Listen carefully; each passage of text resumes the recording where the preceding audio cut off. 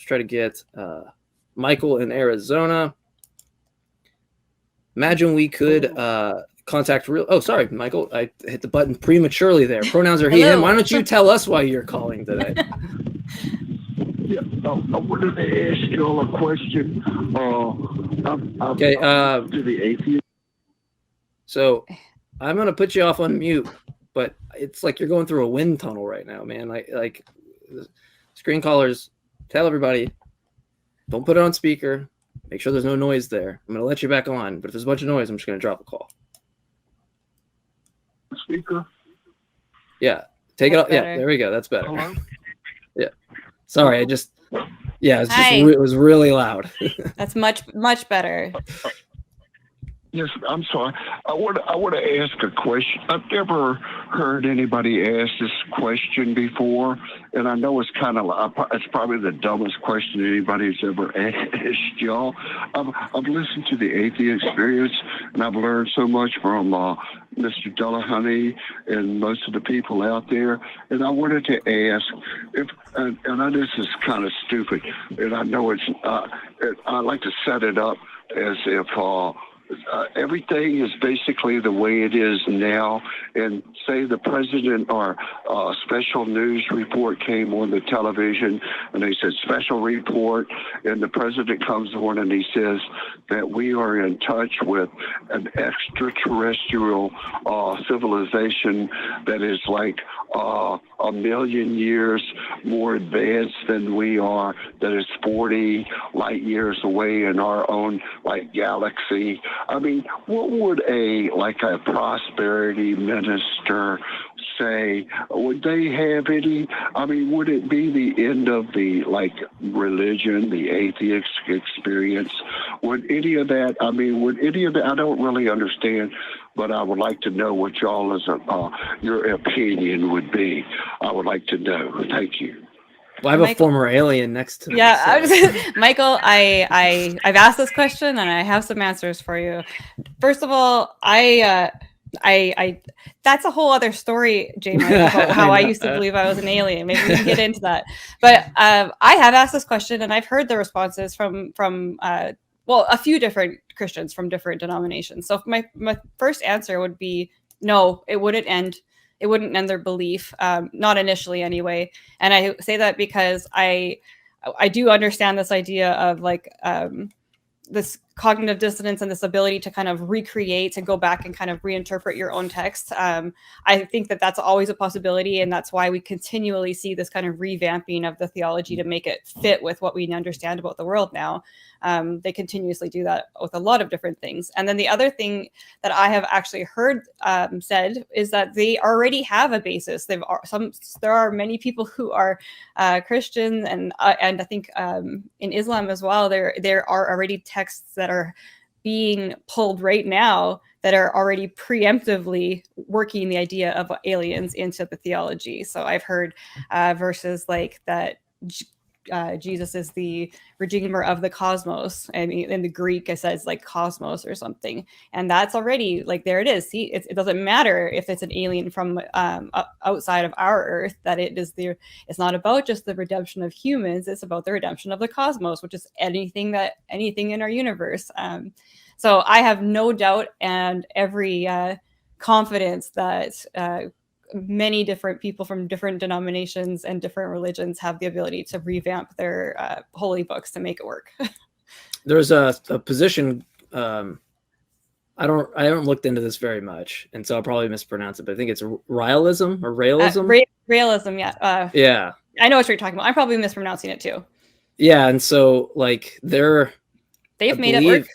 Yeah, it says on Wikipedia that they're an atheistic religion, and so that would be one that they would probably be citing some type of, hey, this is what we were saying. And the problem, I guess, the easier solution to this question is, unfortunately, you can always hide God behind something in every case. So I don't at least on the side for the pastors you mentioned or the religious people, I don't think it matters how far.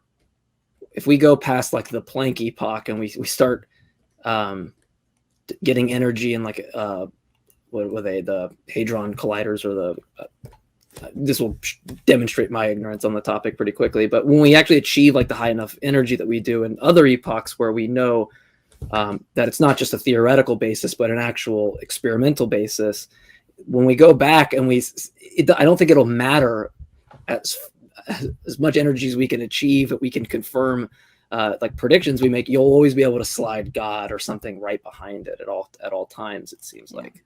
The only thing I could really see otherwise is saying, like, demonstrating that, you know, we just live in an infinite set where there doesn't need to be a God to create the external world.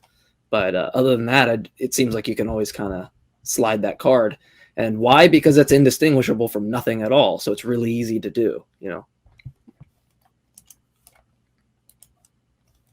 Does that answer your question, Michael? And I would like to know if he's still on the line with us anyway, if we didn't get stuck back into the wind tunnel. Hello? Yeah, Hi. you're there, Mike. Sorry. Can I ask you one more question? Sure. On the history of in the Bible and everything, and I've watched the History Channel, and they never say that the Jewish people never really built the pyramids and this sort of thing. And I'm an elderly disabled veteran, and if any of my CEO would have ever come up to me and told me that I would have to kill the firstborn child or something, I mean, that is so horrible. I would not, did that really happen in history? I mean, did the pharaohs really make their You're talking about the mass exodus? Go out and kill the firstborn. Is that really true, or is that another kind of like a myth or something? Because that really bothers me. I would never do that. And for good reason. My CEO, yeah, for good reason that CEO would have bother told me you. to kill. Sorry, I don't think. Sorry, I can't. I'm just listening. That's sorry. okay. We're being punished by lags and exterior noises, but I'll answer for myself, but I know that I'm not a historian or a biblical scholar of any type, but from all of my research that I've done into it, yeah, I was gonna say, I think, Mike, I'll let you speak for yourself, but I'm pretty sure you're not a professional historian either. But I think it's pretty conclusive that all the evidence shows that there's no reason to believe that anything like the Exodus described in the Old Testament or the Hebrew Bible happened in history. So I think you can feel some relief that I don't think that any actual firstborns were taken by the angel of death. I think it's called. Yeah. I can imagine anybody being so mean and cruel. I would never. I'm a disabled veteran. If my CEO would have told me to go kill, I would have told her to go. You know, I would have gotten in trouble, but I told her to go piss up a road. I would never kill a child of any kind. It makes me so unhappy to hear that sort of thing, man. That I mean, I would never do anything like that. So yeah, and you know, it's so strange too, because when you grow up learning and hearing these stories, and I think obviously a lot of times they'll introduce these stories to children in a more kind of PG kind of edited version, so it's not quite as scary, but you hear these stories over and over and over again from such a young age, and it's so accepted in like wider society that these are, you know, part of our cultural background history. You don't sometimes take a minute to step back and or just to look at the story and think about what's actually happening in the story. That was part of my my journey out of Christianity. It was reading through and imagining these people and these families, you know, going through these things and going into like an unknown land and slaughtering the people just so that they could have their property, and really picturing these things as happening in real life. And I just felt sick to my stomach. I was very relieved and happy to discover in my journey that a lot of these things are just stories, and there are no reason to believe that they happened. Not to say that there wasn't, you know, barbaric things that had happened in the past, but specifically the ones that were propping up my belief, I didn't have to stand by them anymore. my brother. My brother is a Baptist minister in Alabama. I've always loved him, but he said the Bible is totally true. Everything is. So he won't talk to me. He won't have anything to do with me anymore, because I don't believe that somebody would be that cruel to kill little innocent babies. So anyway, I really do appreciate y'all. I listen to y'all all the time. Y'all are very much of a comfort for me, and I love listening to y'all. I've learned so much from you, and I really do appreciate. Thank you very much. Well, we appreciate you, Michael, and it hurts my heart to hear that in your in your own family that's the case. I think there's a lot of listeners that resonate with that exact that same notion. So we appreciate that. One thing to think about too on that point,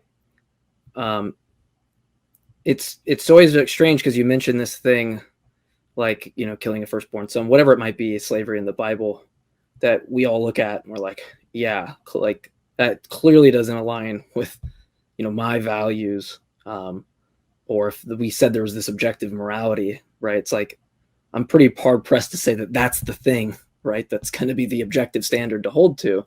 But if we really look at like the Christian worldview, they believe in a perfectly good God, right? And we analyze what the notion of good means, something that you ought do, right? When something is evil, something you ought not do. Right? These are like the standard type of normative notions we use in morality, goodness, right? You ought to do something that's good, you ought not do something that's bad. But if God is perfectly good, then every member in the set that he does ought to be done, because he can't do things that ought not be done. And so the Christian can't even have evil in their worldview in this case, because it's seemingly that whatever action that he's implementing into the world that just eventually serves as the greater good, right? Then it's just going to be this issue of something that ought to be done. And so that's something that I've been talking with some people just in debate circles that is really damaging, I think, to this view, because it almost just is constitutive of the fact that a Christian can't even say that there's evil in the worldview, because it must be implemented. All these evil acts must happen in order for the greater good. Jesus must go on trial. Pontius Pilate must put him on trial for the salvation, right, or for the resurrection. And so once you really break it down, you really start to notice that they can't even say that there's anything evil in their worldview, because if it's all by this act of a perfectly good God, it ought to be done. I don't know why anyone would want to hold on to that notion of it being good, but yeah. Thank goodness. Thank goodness. Thank science. Yeah. Thank history that we can walk away from these things, right? That's like, it's a pretty heavy. It's a pretty heavy burden, I think, looking back on it, to think that I've spent so many years of my life trying to justify stuff that I knew and I felt and I understood was went against everything that I think is right and that we ought to do. So yeah, and I'm going to put a burden on you, and we can do this quick because we're running at the end of the show, but I'm going to put a burden on your shoulders. Yeah. Why did you believe you were an alien? Why don't you give us a little? We had a little sneak peek into that. Why don't we end the show with this? I mean, but seriously though, because what we talked about before the show, I sound fancy behind the scenes. What you had expressed to me seemed, it's very attached to that deconversion process, and it's not something that should be like laughed at, because it's probably integral to your deconversion as well, or at least towards that back end of it. So why don't you kind of now we had the first part of that, but why don't you kind of explain that process if you can? So I deconverted. I went through my whole process about, I guess, I don't even know what year it is. It was in 2019. So it'd be kind of, I hear the year before the pandemic and all of that. So anyway, I had kind of come to the point, I'll skip forward to this point. I'd come to the point where I knew I didn't believe that Christianity was true anymore. And I came to that conclusion based a lot on like the history of the Bible. And because I was an errantist before, getting to the point where I kind of was lost my confidence in the Bible being historically accurate and like the eyewitness testimony and all of that. And then what we were talking about with the last caller, the historical unreliability of the events that happened in the Old Testament as well.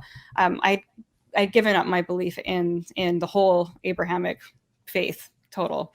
But I had mentioned earlier that I had an upbringing in like quite a charismatic movement, and I had this kind of very mystical worldview that involved entities and the sorts. So I think there's like kind of like this pipeline that I went on unintentionally on the internet, where I was looking I was looking at things, and I was interested in also kind of like the self-help kind of aspect of the internet. And at that point I had a kind of undiagnosed religious trauma syndrome. So I had a hard time dealing with my emotions as well. So I had a lot of this experience of feeling kind of different. And like, I wasn't coping as well at life, or like a motherhood and these different areas. I wasn't doing as well as other people. I struggled more. I got overwhelmed a lot more. These sort of things. So it was a combination of those things, of looking up history, self-help, and being already kind of interested in mystical things and mindfulness. I kind of got on this track of meditating, turned into kind of new age beliefs with like the idea of the power of manifestation. Felt very, very comfortable to me because I had come from a faith healing and a charismatic kind of movement. And there was a few more lines that were kind of blurry there, but at one point I came across a thing that talked about this blood type, and it was linked to, I think, Gaia and the History Channel. I can't remember exactly which channel I heard it from first. Anyway, I have that blood type. Sounds about right.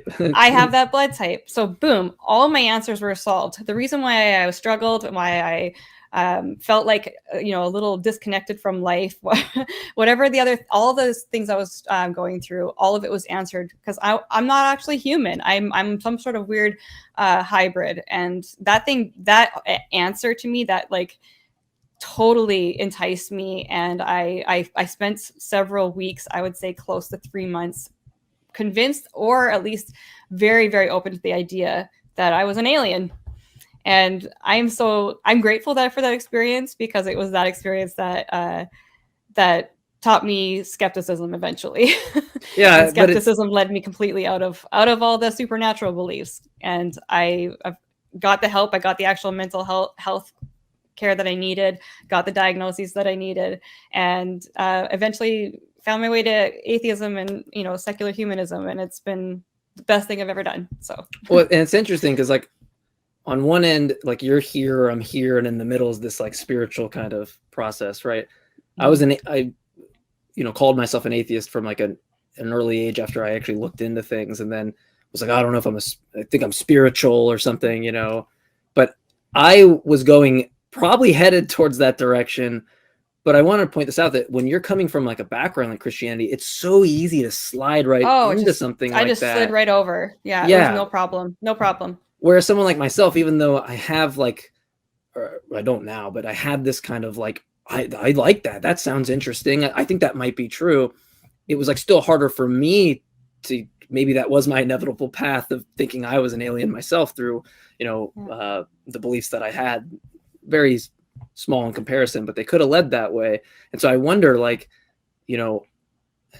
if that was maybe my hang up in the sense, was because I sit there and I go, how much of that was out of my control? Like, I was born in some situation where I had a very lucky, fortunate situation, and not everybody gets that. And so that always like interests me, because it's like, you would think on one end, it's like, even though I believe that stuff, it'd be really hard for me to get to alien. But when you're from this, I believe in a perfectly God that sent his son that died on the cross, or and like split the moon or whatever, it's really easy to kind of slide into that notion. But I have the idea that someday I should sit out and just get a big, like, those shows where they have the pieces of paper and like the yarn, and it's going crisscross, and like connect all the dots on how the hell I got there. Because to me, I looking back, I can see how it happened. It wasn't like this just big weird change that all of a sudden I thought I was an alien. Every little thing was just like a one little divert to step, some, one little step further down this like rabbit hole. And by the time I got to like this way far out end, like I understand how people get sucked into conspiracy theories.